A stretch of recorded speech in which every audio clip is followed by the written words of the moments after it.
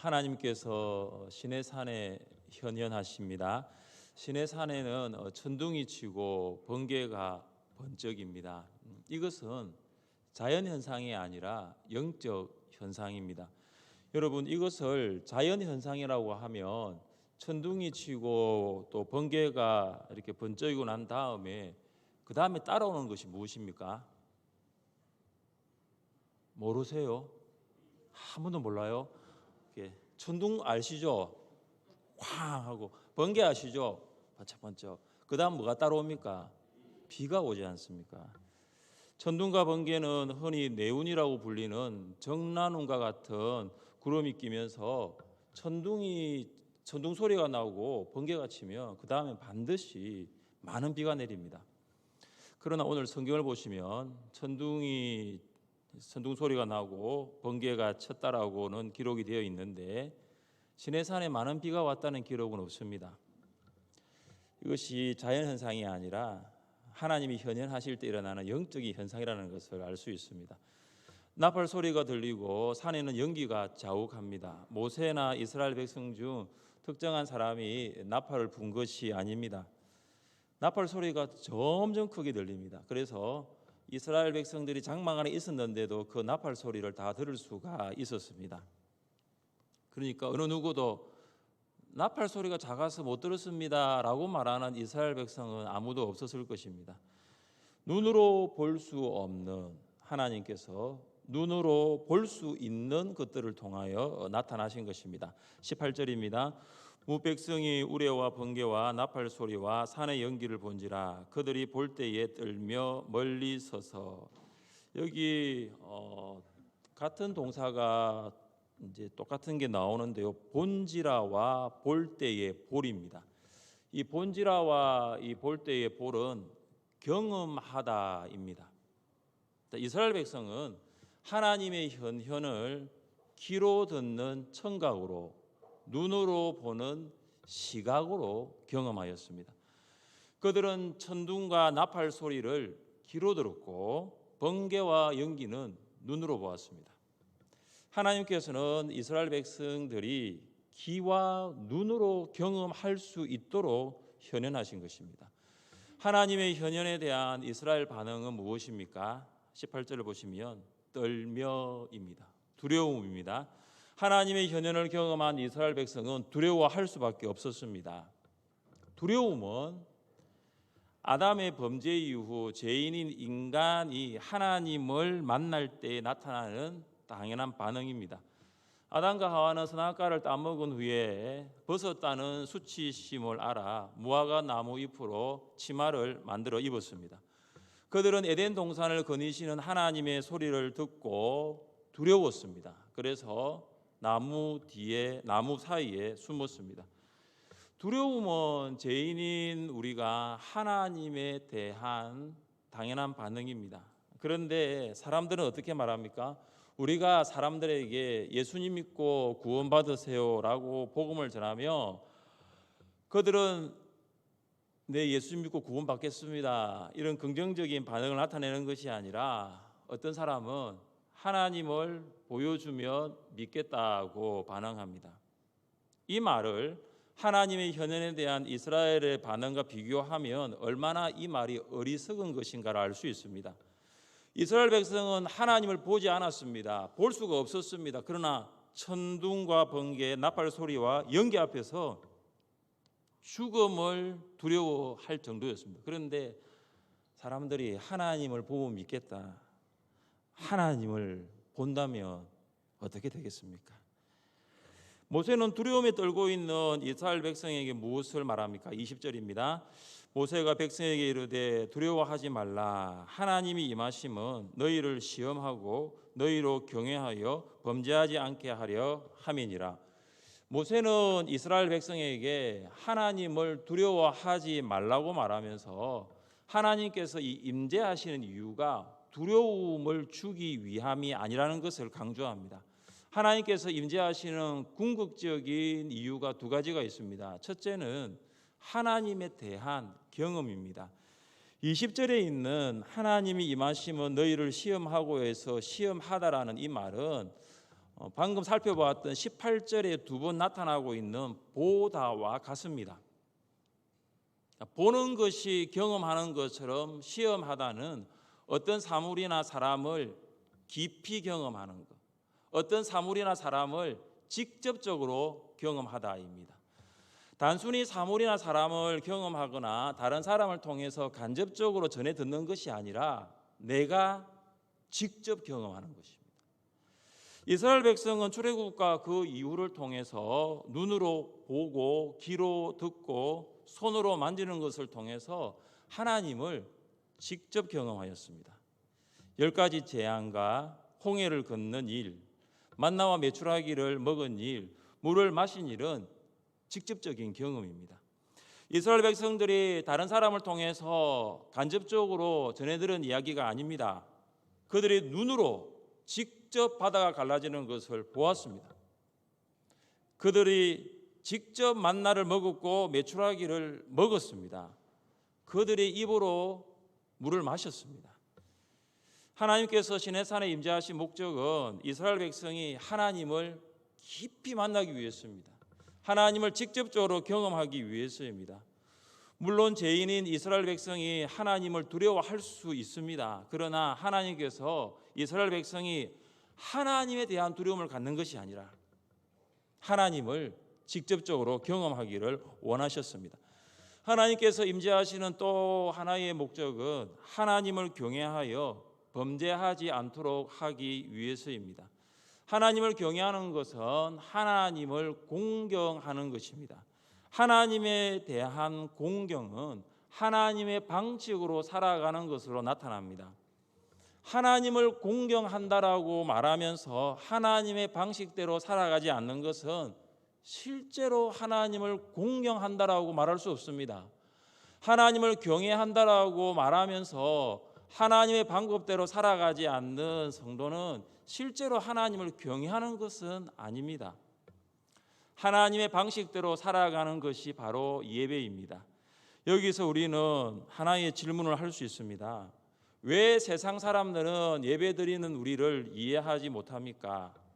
예배는 세상 방식이 아니라 하나님의 방식대로 살아가는 표현이기 때문에 그렇습니다. 하나님의 방식대로 살아가려고 마음을 먹고 그렇게 행동으로 나타나는 것이 예배입니다. 그래서 예배는 아무나 할 수 있는 것이 아닙니다. 세상 방식대로 살아가면 죄를 범하지만 하나님의 방식대로 살아가면 죄를 범하지 않습니다. 다른 말로 예배자는 하나님의 임재를 경험하였기 때문에 하나님께서 죄를 미워하신다라는 것을 압니다. 예배자는 하나님을 만났기 때문에 하나님께서 원하시는 것이 무엇이고 하나님께서 원하지 않는 것이 무엇인가를 구별할 수 있습니다. 예배자는 하나님께서 원하지 않는 죄를 범하지 않습니다. 혹 죄를 범하였다 할지라도 그 죄를 회개합니다. 왜냐하면 죄를 가지고는 하나님께 예배드리기 위하여 나올 수가 없기 때문입니다. 사랑하는 성도 여러분, 아무나 예배의 자리로 나올 수 있는 것이 아닙니다. 하나님을 공경하는 사람이 예배의 자리로 나옵니다. 세상의 방식이 아니라 하나님의 방식대로 살아가는 예배자가 예배의 자리로 나옵니다. 죄를 범하더라도 회개하여 하나님과의 관계를 회복하기 위하는 예배자가 예배의 자리로 나오는 것입니다. 하나님께서는 모세에게 이제 어떻게 예배 드려야 하는지를 말씀하십니다. 23절입니다. 너희는 나를 비교서 은으로나 금으로나 너희를 위하여 신상을 만들지 말고. 하나님께서는 자신이 어떤 형상으로 정형화되는 것을 금지시키십니다. 하나님은 금과 동일시 될 수 없는 거룩하신 하나님이십니다. 하나님은 은과 동일시 될 수 없는 거룩하신 하나님이십니다. 형상으로 정형화되는 것은 가나안 사람들이 만들었던 우상입니다. 하나님께서는 이스라엘 백성들이 가나안 땅에 들어가기 전에 이 우상 숭배를 금지하신 것입니다. 사랑하는 성도 여러분, 가나안 사람들이 우상을 만든 이유가 무엇일까요? 왜 사람들은 우상을 만들었을까요? 이기심 때문입니다. 자신의 이익을 위해서입니다. 모세가 이스라엘 백성에게 명령합니다. 너희를 위하여 신상을 만들지 말라. 사람은 자신의 이익을 위하여 우상을 만듭니다. 우상을 통해 자신의 욕망을 충족시키려 합니다. 우상은 자신의 이익과 자신의 욕망이 반영된 사람이 만든 형상입니다. 가난한 사람들은 비가 필요하니 어떤 상을 만듭니까? 바알상을 만듭니다. 가난한 사람들은 자녀가 필요하니 어떤 상을 만듭니까? 아세라상을 만듭니다. 가난한 사람들은 곡식이 필요하니 어떤 상을 만듭니까? 다곤상을 만듭니다. 가난한 사람들은 전쟁에서 승리해야 하니 어떤 상을 만듭니까? 모르십니까? 금오소상을 만듭니다. 이거 한두 번 이야기한 게 아닌데 그죠? 모르시면 유튜브를 다시 보셔야 되겠습니다. 가난한 사람들은 바알과 아세라, 다곤과 금오소를 사랑하여서 형상을 만든 것이 아닙니다. 필요해서 만든 것입니다. 나에게 비가 필요하고, 나에게 자녀가 필요하고, 나에게 곡식이 필요하고, 우리에게 전쟁의 승리가 필요하니까 그 형상을 만든 것입니다. 하나님께 예배드리기 위하여 우리가 먼저 해야 할 일은 우상을 숭배하지 않는 것입니다. 우상을 숭배하면 하나님을 예배해 드릴 수 없습니다. 우상은 무엇입니까? 구약시대 우상은 눈에 보이는 형상입니다. 하나님께서 이스라엘 백성에게 이렇게 명령하셨습니다. 우리 같이 한번 읽어보겠습니다. 너를 위하여 새긴 우상을 만들지 말고 또 위로 하늘에 있는 것이나 아래로 땅에 있는 것이나 땅 아래 물속에 있는 것에 어떤 형상도 만들지 말며 그것들에게 절하지 말며 그것들을 섬기지 말라. 구약시대 우상은 이렇게 형상으로 사람을 위해 만든 형상으로 나타났습니다. 신약시대의 우상도 이렇게 형상으로 나타날 뿐만 아니라 신약시대의 우상은 하나님보다 더 사랑하는 것이 우상입니다. 우상은 이기심에서 시작되었다고 했습니다. 우상은 자신의 이익을 위해 존재합니다. 그래서 우상은 내가 하나님보다 더 사랑하는 것이 우상이 됩니다. 그렇다면 하나님보다 더 사랑하는 것들로는 어떤 것이 있을까요? 돈입니다. 하나님보다 돈을 더 사랑하면 돈은 우상이 됩니다. 같이 한번 읽어볼까요?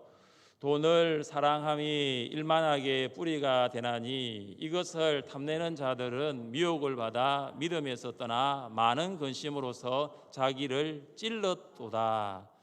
돈을 사랑하면 하나님 사랑할 수 없습니다. 돈을 사랑하면 하나님께 예배드릴 수 없습니다. 돈을 사랑하는 것은 모든 죄악의 시작이면서 뿌리입니다. 돈을 사랑하면 하나님을 믿는 믿음에서 떠나게 되고 세상 사람들처럼 살아갑니다. 하나님보다 일을 더 사랑하게 되면 그 일도 우상이 됩니다. 여세 동안은 힘써 내 모든 일을 행할 것이나 일곱째 날은 내 하나님 여호와의 안식일인즉 월요일부터 토요일까지 6일 동안 집중하여 힘써 일을 하십시오. 그리고 주일은 하나님께 예배 드리십시오. 주일까지 일을 한다는 것은 하나님보다 일을 더 사랑하는 것입니다. 하나님보다 자녀를 더 사랑하면 자녀도 우상이 됩니다. 우리에게 자녀를 주신 분은 하나님이십니다. 보라, 자식들은 여호와의 기업이요 태의 열매는 그의 상급이로다. 자녀는 하나님의 기업과 상급입니다. 우리의 자녀는 하나님의 자녀입니다. 그런데 우리가 하나님보다 자녀를 더 사랑하면 그 자녀는 우상이 될 수 있습니다. 주일은 자녀를 위하여 여행 가는 날이 아닙니다. 주일은 자녀를 위하여 캠핑 가는 날이 아닙니다. 주일은 자녀와 함께 예배드리는 날입니다. 자녀를 위해 주일을 보낸다면 그 자녀는 장차 자신의 이익을 위해 주일을 보내게 될 것입니다. 사랑하는 성도 여러분, 모든 것에 우선순위가 있듯이 사랑에도 우선순위가 있습니다. 더 사랑해야 할 대상이 있고 덜 사랑해야 할 대상이 분명히 있습니다. 모든 대상을 똑같이 사랑할 수는 없습니다. 그래서 하나님보다 더 사랑하는 대상은 우상입니다. 하나님께서 우리에게 돈과 일과 자녀를 주셨습니다. 아멘이십니까? 우리에게 돈과 일과 자녀를 주신 분이 하나님이심을 믿는다면 우리는 하나님을 더 사랑해야 할 것입니다. 눈에 보이는 형상으로서의 우상보다 더 끊기 힘든 것이 하나님보다 더 사랑하는 대상입니다. 눈에 보이는 것은 버리면 됩니다. 집에 있는 것 불태우면 됩니다. 그러나 하나님께서는 우리를 이렇게 사랑하라고 말씀하십니다. 너는 마음을 다하고 뜻을 다하고 힘을 다하여 내 하나님 여호와를 사랑하라. 지난 온가정 암송대 때 외웠던 신명기 6장 5절 말씀입니다. 이 말씀을 반대로 말하면 마음을 다하지 않고 뜻을 다하지 않고 힘을 다하지 않으면 하나님 사랑할 수 없습니다. 이것입니다. 그만큼 하나님 사랑하는 것이 어렵습니다. 그만큼 하나님 사랑하는 것이 쉽지 않다는 것입니다. 진정한 예배는 마음을 다하고 뜻을 다하고 힘을 다하는 하나님 사랑입니다. 하나님보다 더 사랑하는 대상을 멀리하십시오. 오직 하나님만을 사랑하여 예배드리는 진정한 예배자가 될 수 있기를 주님의 이름으로 축복합니다. 하나님께 예배드리기 위하여 우리는 제단을 만들어야 합니다. 제단은 하나님께 예배 드릴 수 있는 장소입니다. 우리 24절과 25절을 함께 읽겠습니다. 내게 토단을 쌓고 그 위에 내 양과 소로 내 번제와 화목제를 드리라. 내가 내 이름을 기념하게 하는 모든 곳에서 내게 임하여 복을 주리라. 내가 내게 돌로 제단을 쌓거든 다듬은 돌로 쌓지 말라. 내가 정으로 그것을 쪼면 부정하게 함이니라. 아멘. 하나님께서는 이스라엘 백성들에게 제단을 만들라고 말씀하시면서 흙을 재료로 하는 토단을 만들거나 다듬은 돌이 아니라 다듬지 않는 돌을 가지고 제단을 만들라고 말씀하십니다. 왜 하나님께서는 흙이나 다듬지 않는 돌로 제단을 만들라고 하셨을까요? 예배의 중심은 하나님이시기 때문입니다. 예배를 예배되게 하는 것은 제단의 재료에 있지 않습니다. 다듬은 돌과 같은 아름다운 외형에 있는 것이 아닙니다. 당시 이방인들은 다듬은 돌을 사용하여 제단을 만들었습니다. 제단의 외형적인 모습에 더 치중했습니다. 제단의 외형적인 모습에 집중하게 되면 예배의 중심인 하나님을 향한 마음이 흐트러질 수 있습니다. 제단은 하나님께 예배드리는 장소일 뿐 제단이 하나님은 아닙니다. 진정한 예배는 제단이 아니라 하나님께 집중하는 것입니다. 하나님께 집중하는 것에 있어 혹시 방해되는 것이 있다면 진정한 예배를 위해서 조심해야 할 것입니다. 우리 교회 강단은 하나님께 집중하는 진정한 예배를 드리기 위해서 여러분 보시기에는 어떻습니까? 혹시 좀 없앨 게 있습니까? 문제든지 말씀하십시오. 없앨 게 있으면 없애겠습니다. 하나님을 예배하는데 방해가 되는 것이 있으면 치울 수 있겠습니다. 하나님께 집중하여 예배드리는데 방해되는 것이 우리 예배당에는 없는지 살펴보아야 할 것입니다. 나아가 여러분이 하나님께 집중하여 예배드리는 것에 있어서 또 방해되는 것이 없는지를 살펴보아야 할 것입니다. 찬양은 예배입니다. 찬양의 시작은 곧 예배의 시작입니다. 우리 교회 예배 시작 시간은 주일로 따지자면 9시 또 11시 오후 2시인데 찬양은 예배 시작 몇 분 전부터 시작합니까? 15분 전부터 시작합니다. 우리는 예배 시간 15분 전에 찬양으로 예배를 시작합니다. 아니 시작했습니다. 저는 강단에 종을 가지고 땡 하면서 시간이 되었으므로 주악에 맞추어 예배를 드리겠습니다라는 멘트를 하지 않습니다. 왜냐하면 이미 찬양이 시작되었기 때문입니다. 이미 예배가 시작되었기 때문입니다. 그래서 재차 예배를 드리겠습니다 종을 치면서 멘트를 하지 않는 것입니다. 찬양으로 예배가 시작되었지만 아직까지 예배 자리에 나오지 않는 예배자들이 많습니다. 게다가 임내송 도중에 오시는 분들, 아니 임내송 이후에 예배당으로 입당하시는 성도들이 아직도 있습니다. 이렇게 되면 하나님께 집중하는 진정한 예배를 드리는 것이 방해가 됩니다. 여러분은 뒤에서 들어오시니까 모르겠지만 제일 방해가 많이 되는 사람은 저예요. 저는 여러분을 바라보고 있습니다. 그런데 예배가 이미 시작되었는데 들어와서 앉으시고 위에서 앉으시고 하면요, 제가 예배 드린다는데 방해가 되더라고요. 사랑하는 성도 여러분, 진정한 예배는 하나님이 중심되는 예배입니다. 하나님께서 진정한 예배를 드리는 예배자에게 약속하신 것이 있습니다. 우리 한 번 더 말씀을 읽어보겠습니다. 우리 24절 말씀을 같이 한번 읽겠습니다. 24절입니다. 내게 토단을 쌓고 그 위에 내 양과 서로 내 번제와 화목제를 드리라. 내가 내 양을 기념하게 하는 모든 곳에서 내게 임하여 복을 주리라. 자, 이 말씀 보시면 진정한 예배를 드리는 예배자에게 하나님의 약속이 분명히 있습니다. 내가 내 이름을 기념하게 하는 모든 곳에서 내게 임하여 무엇을 주겠다고 말씀하십니까? 복을 주리라. 하나님께서는 하나님의 이름을 기념하게 하는 제단에 임재하겠다고 먼저 약속하십니다. 하나님의 이름을 기념하게 하는 제단은 어떤 제단입니까? 하나님께 집중하여 예배 드릴 수 있는 장소입니다. 하나님께 집중하여 예배 드릴 수 있는 곳에 임하신 하나님께서 복을 주십니다. 저는 우리 하늘샘 교회 예배당이 바로 하나님께서 임재하시는 장소, 그리고 하나님께서 복 주시는 곳이 되기를 간절히 원합니다. 바로 이 예배당이 하나님께서 임재하시고 복을 주시는 진정한 예배당이 될 수 있기를 원합니다.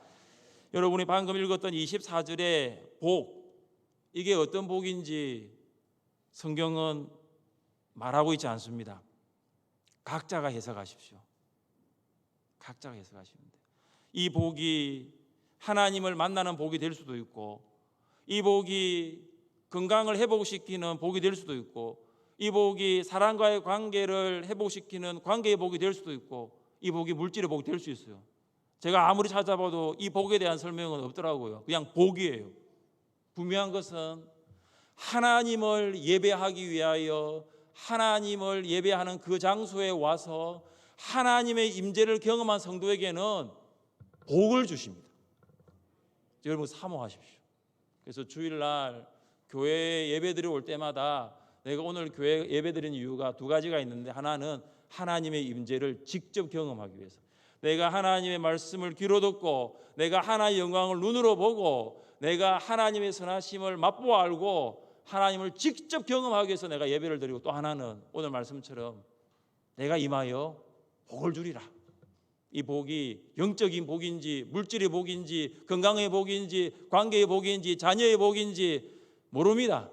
그러나 한 가지 분명한 것은 하나님께서는 각자 예배자에게 필요한 것을 채우시는 분이시기에 여러분에게 있어야 될 것 하나님께서 복으로 주실 줄 믿습니다.